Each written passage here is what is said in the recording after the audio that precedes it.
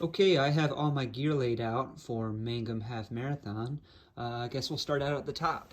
This is a brand new set of junk brand ear warmers with the Believe in the Run logo on them that I got as part of my swag that arrived today for Winter Grit. So I'm going to wear those. The Gooder Wrap G sunglasses. They're just my favorite. Reckless Running singlet. I've had this one for quite some time. I think this is one of my favorites too. I've done my one and only 100 miler in this singlet. I'll have some Reckless Running arm sleeves as well. I'm gonna wear some cotton gloves that I picked up at Charlotte Running Company. I will of course have Injinji no-show toe socks, the lightweight ones. This is the Mangum Track Club honorary member cotton t-shirt. I'm not going to run in this, but I wear this to every Mangum Track Club event. I feel that's important, and I guess I'll talk about the shirt run a little bit later.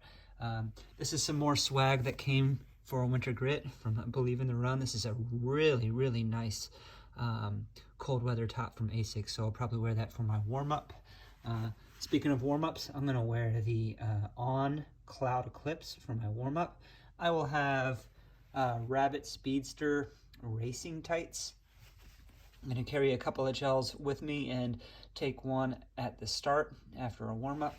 And of course, since these are the new bad boys, the new hotness, the Nike AlphaFly 3, they are my intended race shoe. However, there have been a lot of if you watched the Frosty 50 video, there have been a lot of cold winter rainstorms blowing through, and if the roads are still gunky, then I will wear these Vaporfly 3s instead. Not that that's a beat up shoe or anything like that, but I want to wear these guys and keep them looking nice for a while because I think they're really something special. Okay, I think that's everything. Yeah. Okay, so I'm out in the middle of my warm-up run right now. As you can see, it's still very dark, and I'm out in the middle of nowhere. It's going to be very hilly today and very windy, so no pretense of a fast time. We'll see what happens. It's going to be very challenging. Done with the warm-up, changing into the race boys now. It is gonna be windy and hilly. We'll see what happens. About 20 minutes to start. So it's not all that cold, but it's windy, which makes it chilly. And I'm gonna be starting off into the headwind. All right, guys. Let me just here do we some go. course etiquette and just, if this is, raise your hand if you're get set, go!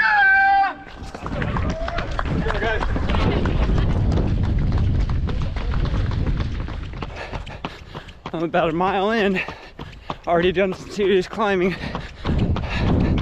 Can't hear anyone behind me right now, but maybe you can see Pat back there, I'm not sure. There was one person starting with me, Pat from Ireland. We'll see him again. The wind is brutal, and I'm still going uphill. This is Bethel Baptist Church. And I am at the top of Bethel Hill. It's down that course. I'm about to go down it, which means I have to come up it on the back half. And it is a 2-mile, several hundred feet climb. I'm looking down it right now. You can see the whole county around. Looks like we got an unmanned aid station here. Heartbreak Hill. So they call this Heartbreak Hill, but it's really more like the 4 Newton Hills put together back to back to back to back without stopping. So since I'm going to be running down this hill for a while, I figured I'd take an opportunity to talk and relax, enjoy the downhill while I can. Mangum Track Club started in the 1980s. 5 guys who were training for marathons in Ellerbe, North Carolina, which is a, as you can see, rural central North Carolina community. And they had a training run that started in Mangum, which is really kind of an unincorporated community, running to Ellerbe, point to point, 15 miles. One time, one of the guys printed out some cotton shirts, navy blue, said Mangum Track Club, like the one I have. And one of the guy's wives said, no fair, I want a shirt. Well, those guys being guys said, you want a shirt? You have to run the run. So she did. She got the shirt. Mangum Track Club was born. Now, anyone who comes out to one of their scheduled shirt runs gets one of the navy blue shirts and is a member for life. So that's the story, long and short of it, of the Mangum Track Club. Pretty much pulled from their website. When you're still going down and then the hill disappears in front of you, that means it gets even steeper. And I'm still going down.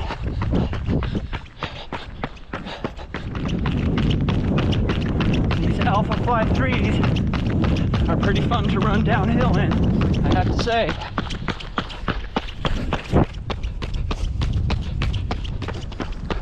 There's the bottom of the hill.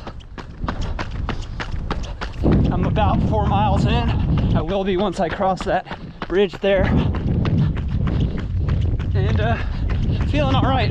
Not looking forward to climbing up that thing.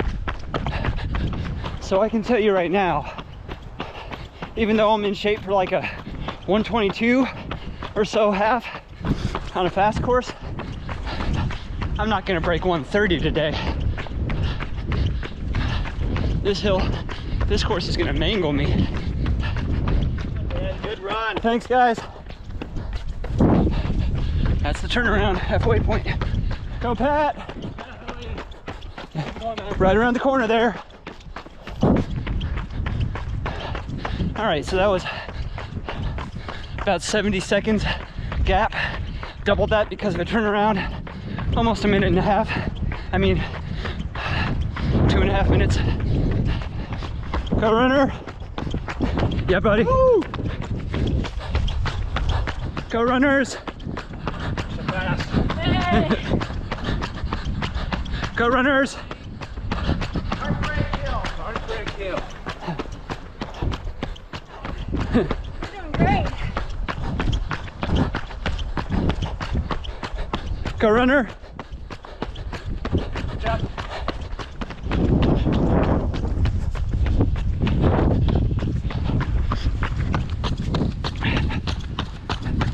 All right, here we go.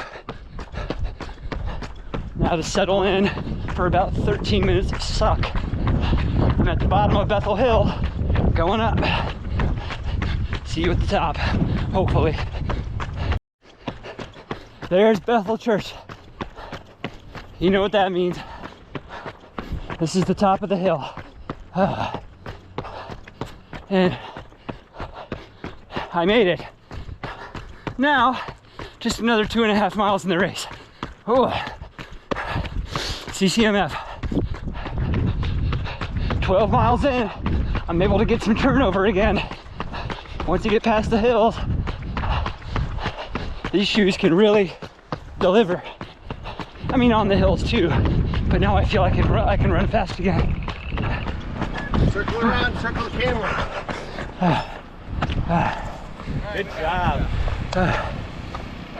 Nice. Official time, 1:29.26. So even though I thought there was no way I was going to break 90 on this course, I was able to negative split the back end. Bethel Hill in all, I ran the back half about a minute faster than I ran the front half. And yeah, I felt like these AlphaFlies just they have bounce for days, man. And it's like they take the best parts of the Vaporfly 1 and the good parts of the AlphaFly line and put it together, and it's the whole package.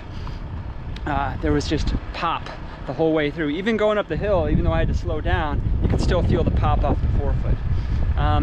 So the wind is picking up here. Here's my first place medal, and I got a cool first place tumbler as well. Since the wind is picking up here, I'm gonna get cold. I'm gonna throw my clothes back on and maybe do a cool down run. All right, come on, Pat. All the way through, brother. Nice.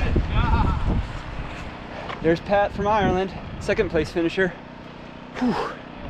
This is a tough course, man. Hey everyone. Just like last week, I got a meal and a nap and some quality time with this guy. And now I'm going to give a race recap. I've been told by my friend Carl that my race recaps can get a little bit long, so I'm going to try and keep this one short and Carl fast. Okay, so Mangum half marathon. Course description is an out and back.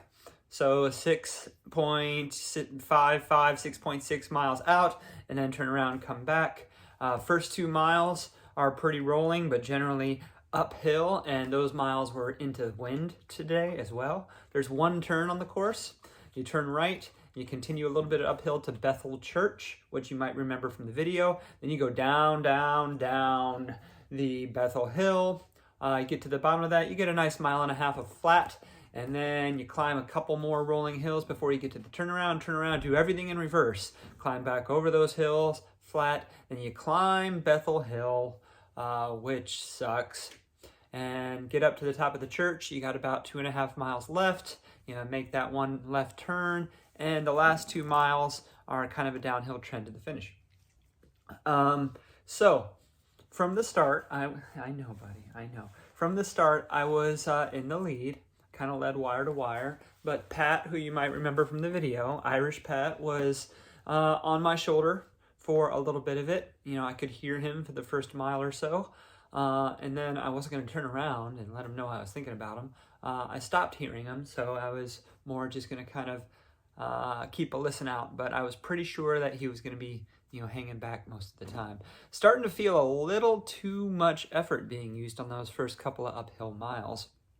I was able to settle in for like 5 minutes into like a 6:35 pace. I knew I wasn't going to be going out for PR half marathon or even PR marathon pace on this course, especially since this is part of a 75-mile week. Now, settled into a little bit, still started, you know, feeling the hills, so pulled it back a little bit. Once I got to Bethel Church and started going down the hill, I was just determined to enjoy that time, you know, talk to the GoPro a little bit and just kind of enjoy going downhill. It was really fun just sailing down the hill. Come on, buddy, come over here. Come here. Sailing down the hill in those big puffy AlphaFly 3 racing shoes. Yeah, was starting to kind of get into a groove. Those last couple of hills before the turnaround were a little bit more than I expected them to be. They hit me a little bit hard, and I was like, oh, and I'm not even halfway done. I think that's where I was saying, I don't even think I'm going to break 90 on this course. Made it to the turnaround, then was just on the lookout for Pat and everyone else behind me.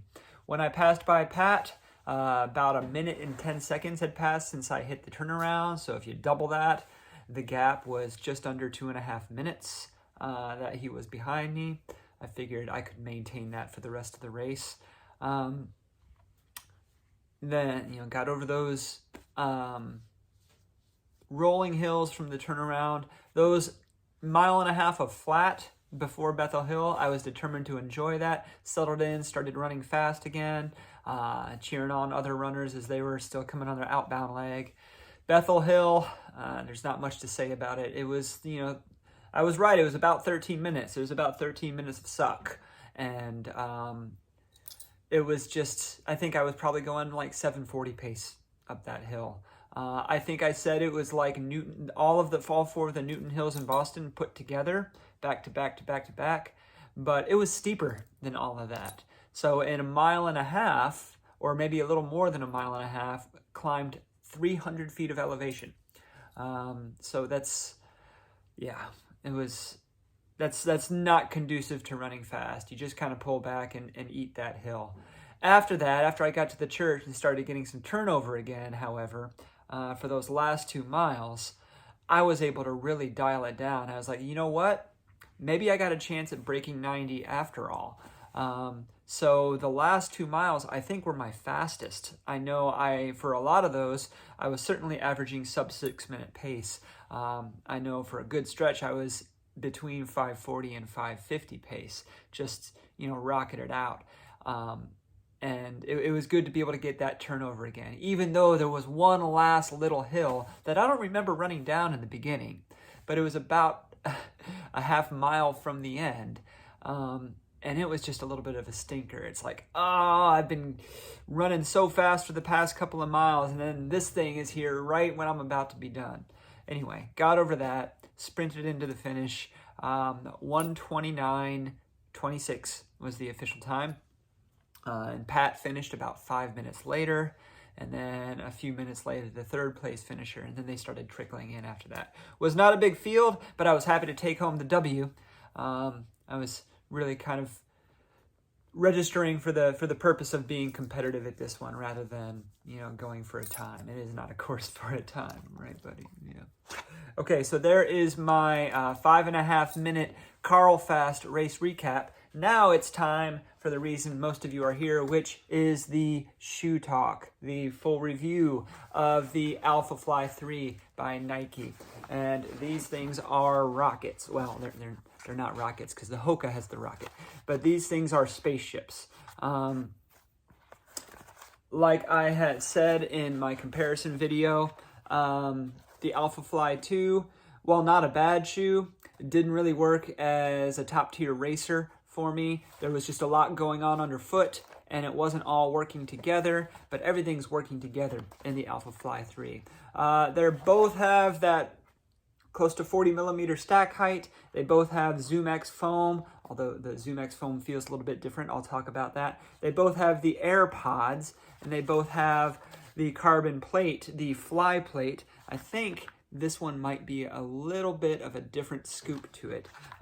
This one has the continuous midsole. It supposedly has a little bit of a different upper, Atom Knit 3.0 rather than Atom Knit 2.0. So they definitely are of the same lineage and have a lot of the same ingredients. But like with any recipe, a recipe is not just a list of ingredients. It's, the right amount of which, put in the right place at the right time, could either make it taste okay, or it could make it taste like a delicacy. And this shoe is a delicacy. Whether I like it more than the Saucony Endorphin Elite, I'm not sure yet. They're both top-tier racers for me. They would be, the ones I would consider if I were doing an A race goal marathon. The foam, the ZoomX foam, it doesn't feel like it's the same as in the AlphaFly 2, which this feels like the same foam that's in the Vaporfly 3. And those of you who run in the Vaporfly and AlphaFly lines will know what I'm talking about. The Vaporfly 3 and the AlphaFly 2, the ZoomX is still soft, but it feels more rubbery. It feels like, there's a lot of energy return, but the energy return is slower. You set into it and it kind of, gently bounces you back. Whereas this reminds me more of the ZoomX foam in the Vaporfly 1, where it feels lighter and it has that rebound, but the rebound feels quicker. And it might just be the way it's placed, the way the weight is. So this is about 10% lighter than this one as well. The AlphaFly 3 is lighter. And a lighter's always good, even though I never really pay attention to numbers when it comes to weighing shoes. That's something that a few friends and I can disagree about. If it feels light, then that's great. Anyway, it feels lighter, it feels airier, feels bouncier, like poppier is the word. I don't really feel like I'm engaging the AirPods in the AlphaFly 2, but I feel like I'm engaging the AirPods or the plate or the both of them together in the AlphaFly 3. It just, the outsole, I mean, still a little bit dirty from today because the ground was wet, That's another thing. The asphalt was wet for most of the race, but there were no problems with traction. It was a little bit squeaky in the wet, but AlphaFlys are squeaky. Oh well.